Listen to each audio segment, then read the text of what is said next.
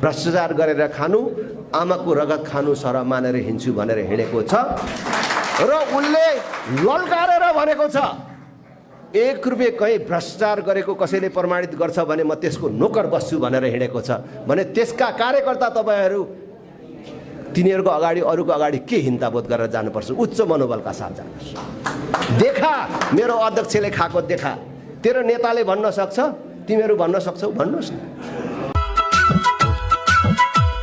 विदेशीले हड्डी फाल्न मिल्ने सबैजना, कसको भागमा कति परे भ्रष्टाचारी भाना। जाग जाग अब सबै राष्ट्रवादी साथी, जाग जाग अब सबै राष्ट्रवादी साथी, देश बचाउने एउटा मात्रै राप्रपा हो पार्टी, राप्रपा हो पार्टी। म यति बेला सबै राजनीतिक दलहरूलाई आग्रह गर्न चाहन्छु कि देशको राजनीति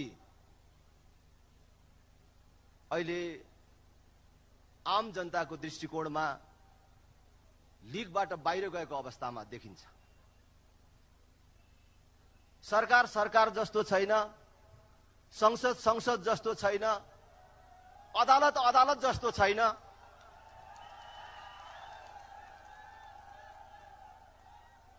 यो सबलाई ठीक लगाउने कसले?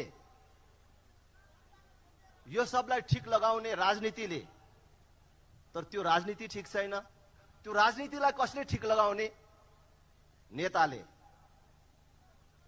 तर आज नेताहरूले पूर्ण रूपले विश्वास गुमाएको अवस्था छ। नेताका प्रति जनताको विश्वास मरेको अवस्था छ। मेरो गाउँको भाषामा भन्ने हो भने हाम्रो गाउँघरतिर पार्टीको कार्यकर्ताहरूले नेता बोलाउँदा कुनै एउटा ठाउँमा, एउटा चौतारोमा, एउटा सामुदायिक भवनमा नेता बोलाएर राख्छन् र छरछिमेकीहरूलाई आमन्त्रण गर्न जान्छन्।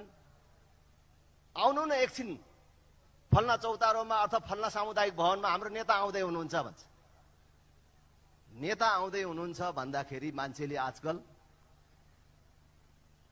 मेरो नाम भनौँ कि अरू नेताको नाम भनौँ नभनौँ, कुन नेता आएछ भनेर नेताको नाम सम्झिँदैनन्। कुन चाहिँ चोर आएछ आज त्यहाँ भनेर भन्छ मान्छे।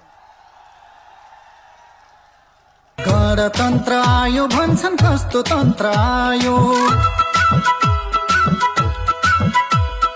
गणतन्त्र आयो भन्छन्, कस्तो तन्त्र आयो? विकासको उल्टो यहाँ भ्रष्टाचारको छायो।